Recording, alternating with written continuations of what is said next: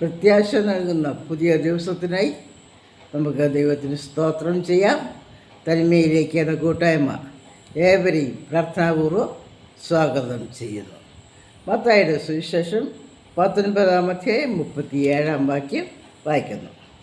യെരുശലേമേ, യെരുശലേമേ, പ്രവാചകന്മാരെ കൊല്ലുകയും നിന്റെ അടുക്കൽ അയച്ചിരിക്കുന്നവരെ കല്ലെറിയുകയും ചെയ്യുന്നവളെ, കോഴി തൻ്റെ കുഞ്ഞുങ്ങളെ ചിറകിൻ കീഴെ ചേർക്കും പോലെ നിൻ്റെ മക്കളെ ചേർത്തുകൊള്ളുവാൻ എനിക്ക് എത്ര വട്ടം മനസ്സായിരുന്നു, നിങ്ങൾക്കോ മനസ്സായില്ല. സൃഷ്ടിയുടെ ആരംഭം മുതൽ മനുഷ്യനോടുകൂടി ആയിരിക്കുവാൻ ദൈവം ആഗ്രഹിക്കുന്നു. ഏദൻ തോട്ടത്തിൽ പിശാചിൻ്റെ സാന്നിധ്യം ഈ ലോകത്തിൽ പ്രബലമാണെന്ന് മനസ്സിലാക്കിയിരുന്ന സർവശക്തനായ സൃഷ്ടാവ് മനുഷ്യനെ നേർവഴി കാണിക്കുവാൻ ഉപദേശം കൊടുക്കുക മാത്രമല്ല, ദൈവ സാന്നിധ്യത്താലും ദൈവം അവരെ അനുഗ്രഹിച്ചിരുന്നു. എങ്കിലും ദൈവ സാന്നിധ്യത്തിലും ദൈവ ഉപദേശത്തിലും അവർ ഒതുങ്ങിയില്ല. സാത്താൻ്റെ പ്രലോഭനത്തിൽ അകപ്പെട്ടുപോയി.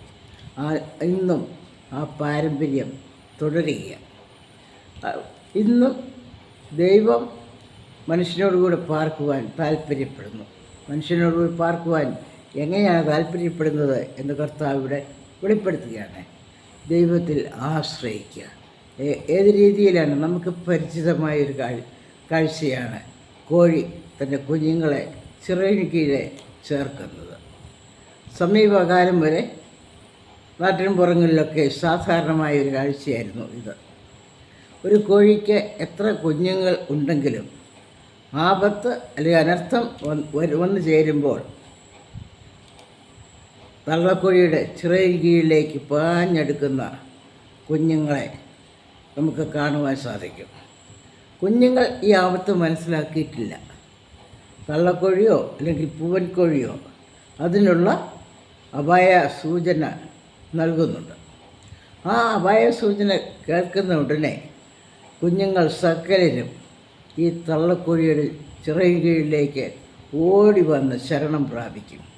ഒരു തള്ളക്കോഴിയുടെ ചിറകിൻ കീഴിൽ കയറിയിരിക്കുന്ന, ഒതുങ്ങിയിരിക്കുന്ന, ശരണം പ്രാപിച്ചിരിക്കുന്ന കുഞ്ഞുങ്ങളെ ഈ ലോകത്തിൽ ഒരു ശക്തിക്കും കാണാനോ തൊടാനോ ഒരു പെരുമഴയ്ക്ക് പോലും സാധിക്കുന്നതല്ല.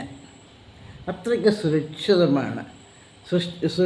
സുരക്ഷിതമായിട്ടാണ് സൃഷ്ടികർത്താവ് അതിനെ വിഭാവനം ചെയ്തിരിക്കുന്നത്. ആ ഒരു ഉപമയാണ് ദൈവിക സംരക്ഷണത്തിന് കർത്താവ് ഇവിടെ നൽകുന്നത്. മനുഷ്യനും ആപത്തുകളും നിരാശയും നിറഞ്ഞ ഒരു ലോകത്തിൽ ജീവിക്കുമ്പോൾ ആ നിരാശയെ അതിജീവിക്കുന്നതായ പ്രത്യാശ നമുക്ക് ലഭിക്കുവാൻ കർത്താവ് നമ്മുടെ സമീപയുണ്ട്. എങ്ങനെയാകുന്നു സമീപയുള്ളത്? നാം നമ്മുടെ ആവശ്യ നേരത്ത് കർത്താവിലേക്ക് ഓടിച്ചെന്ന് ശരണം പ്രാപിക്കുമ്പോൾ അവിടുത്തെ വിസ്താരമേറിയ ചെറുകടി നമുക്കായി ഒരുക്കപ്പെട്ടിരിക്കുന്നു. നിങ്ങൾക്ക് മനസ്സായില്ല? കർത്താവ് വളരെ സങ്കടത്തോടെ വിലപിക്കുന്ന ഒരു വിലാപമാണ്.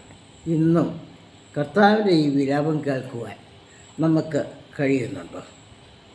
ഇന്ന് നമ്മളോടും പറയുന്നില്ലേ? ആധുനിക തലമുറയിൽ നിരാശ നിറഞ്ഞ വാർത്തകളാണ് നമ്മൾ അനുദിനം കേട്ടുകൊണ്ടിരിക്കുന്നത്. ഭവനങ്ങളിൽ സമാധാനമില്ല, സുരക്ഷിതത്വമില്ല, സമൂഹത്തിൽ സുരക്ഷിതത്വമില്ല, വിദ്യാഭ്യാസ രംഗങ്ങളിൽ സുരക്ഷിതത്വമില്ല.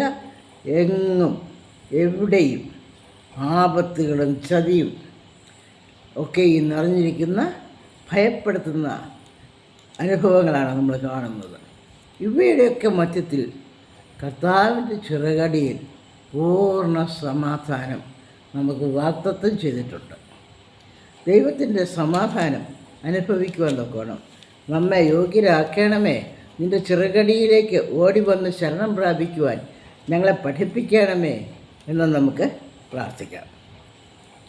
91 സങ്കീർത്തനത്തിൽ പറയുന്നുണ്ട്, ദൈവത്തിൽ ശരണം പ്രാപിച്ചാൽ ഒരു വ്യക്തിയുടെ ജീവിതത്തിൽ ലഭിക്കുന്ന അനുഗ്രഹങ്ങൾ എന്തൊക്കെയാണ്? പല അനുഭവങ്ങളാണ് ഇവിടെ പറയുന്നത്.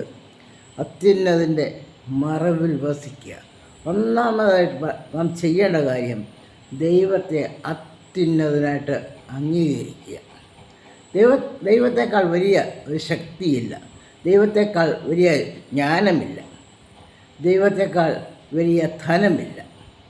ദൈവം എന്താണോ പറഞ്ഞിട്ടുള്ളത് അതിനെ ഗ്രഹിക്കുവാൻ ഉള്ള പ്രകാശം, അതിനെ ഗ്രഹിക്കുവാനുള്ള ജ്ഞാനം, അതിനെ മനസ്സിലാക്കി ജീവിതത്തിൽ പകർത്തുവാനുള്ള മനസ്സൊരുക്കം, ഇവയൊക്കെയും നമ്മുടെ വശത്തു നിന്നും ദൈവം ആഗ്രഹിക്കുന്നു. ദൈവത്തിൽ ആശ്രയിക്കുമ്പോൾ, അത്യുന്നതിൻ്റെ മറവിൽ വസിക്കുമ്പോൾ, സർവശക്തിൻ്റെ നിഴലിന് കീഴിൽ പാർക്കുമ്പോൾ നമുക്ക് ലഭിക്കുന്നതായുള്ള ദൈവിക വാഗ്ദത്തങ്ങൾ എന്തൊക്കെയാണെന്ന് നമുക്ക് നോക്കാം. 91 സങ്കീർത്തനം 14 മുതൽ ഉള്ള ഭാഗത്ത് 7 അനുഗ്രഹങ്ങളെക്കുറിച്ച് പറയുന്നു. ഒന്നാമത്, അവൻ എന്നോട് പറ്റിയിരിക്കാൻ ഞാൻ അവനെ വിടുവിക്കും. ഒരു തള്ളക്കൊടിയുടെ കീഴിൽ, ചിറകിന് കീഴിൽ കുഞ്ഞുങ്ങൾ ഇരിക്കുന്നത് അമ്മയുടെ ചിറകിനോട് പറ്റിയിരിക്കുക, അമ്മയുടെ ഹൃദയത്തോട് പറ്റിയിരിക്കുക. അമ്മയുടെ ഹൃദയത്തോട് പറ്റിയിരിക്കുന്ന കുഞ്ഞിന് ഏറ്റവും സുരക്ഷിതത്വമാണ്, ഒരു ആപത്തും ഭയപ്പെടുവാനില്ല. 2, അവൻ എൻ്റെ നാമത്തെ അറിയാൽ ഞാൻ അവനെ ഉയർത്തും.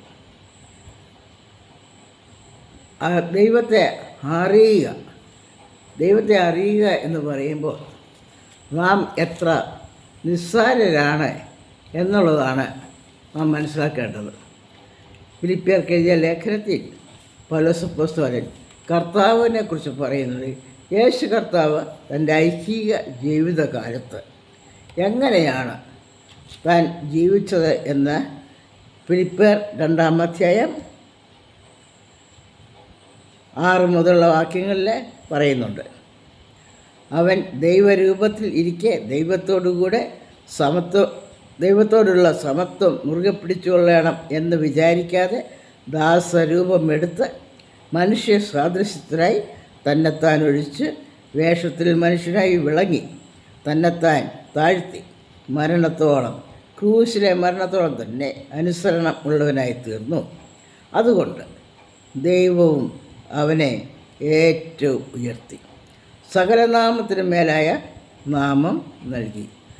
ദൈവം നമ്മളെ ഉയർത്തുവാൻ നമ്മുടെ വശത്തു നിന്നും ആവശ്യമായിരിക്കുന്നത് നമ്മുടെ നിസ്സാരത്വം മനസ്സിലാക്കി നമ്മെ തന്നെ സ്വയം താഴ്ത്തുക, ദൈവത്തെ മഹത്വപ്പെടുത്തിക്കൊണ്ട് നമ്മുടെ ജീവിതം നയിക്കുക. എല്ലാ കാര്യത്തിലും ദൈവത്തിൻ്റെ സർവശക്തിയിൽ, സർവജ്ഞാനത്തിൽ ആശ്രയിച്ച് മുൻപോട്ട് പോകുക. 3-ാമത്തെ അനുഗ്രഹം, അവൻ എന്നെ വിളിച്ചപേക്ഷിക്കും, ഞാൻ അവനെ ഉത്തരമരുളും. പ്രാർത്ഥനയ്ക്ക് ഉത്തരം തരുന്നൊരു ദൈവത്തെ രുചിച്ചറിയുവാൻ ദൈവത്തിൽ ശരണം പ്രാപിക്കുന്നവന് സാധിക്കുന്നു. 4, കഷ്ടകാലത്ത് ഞാൻ അവനോട് കൂടെയിരിക്കും. കഷ്ടത വരുമ്പോൾ ഓടിച്ചെന്ന് അഭയം പ്രാപിക്കുവാൻ ദൈവത്തിൻ്റെ വിസ്താരമേറിയ ചെറുകടി ഇന്നും നമുക്ക് വേണ്ടി ഒരുക്കപ്പെട്ടിരിക്കുന്നു. ഞാൻ അവനെ വിടുവിച്ച് മഹത്വപ്പെടുത്തും. ഏത് കഷ്ടതയുടെ മധ്യത്തിലും ഒരു ഭക്തനെ വിടുവിക്കുവാൻ ദൈവം മനസ്സുള്ളവനാണ്, ശക്തനാണ്. ദീർഘായുസ് കൊണ്ട് ഞാൻ അവനെ തൃപ്തി വരുത്തും, എൻ്റെ രക്ഷയെ അവന് കാണിച്ചു കൊടുക്കും. ജീവിതത്തിൽ മനുഷ്യൻ ആഗ്രഹിക്കാവുന്ന എല്ലാ അനുഗ്രഹങ്ങളും ദൈവത്തിൽ ശരണം പ്രാപിക്കുന്ന ഒരു വ്യക്തിക്ക്, അത്യുന്നതിൻ്റെ മറവിൽ വസിക്കുന്നവന്, അല്ലെങ്കിൽ കോഴി തൻ്റെ കുഞ്ഞുങ്ങളെ ചേർക്കും പോലെ ചെറുകടിയിലേക്ക് ചേരുവാനായിട്ട് ആഗ്രഹിക്കുന്ന, താനായിരിക്കുന്ന ഈ ലോകത്തിൻ്റെ ആപത്തുകൾ, അനർത്ഥങ്ങളെ മനസ്സിലാക്കിക്കൊണ്ട് സുരക്ഷിതമായ കർത്താവിൻ്റെ ചെറുകടിയിലേക്ക് ഓടിച്ചെന്ന് അഭയം പ്രാപിക്കുന്ന ഒരു വ്യക്തിക്ക് ജീവിതം സുരക്ഷിതമായിരിക്കും, ആനന്ദപ്രദമായിരിക്കും. അതിനായി ദൈവം പരിശുദ്ധാത്മാവിനെ നമ്മെയും ഒരുക്കുമാറാകട്ടെ.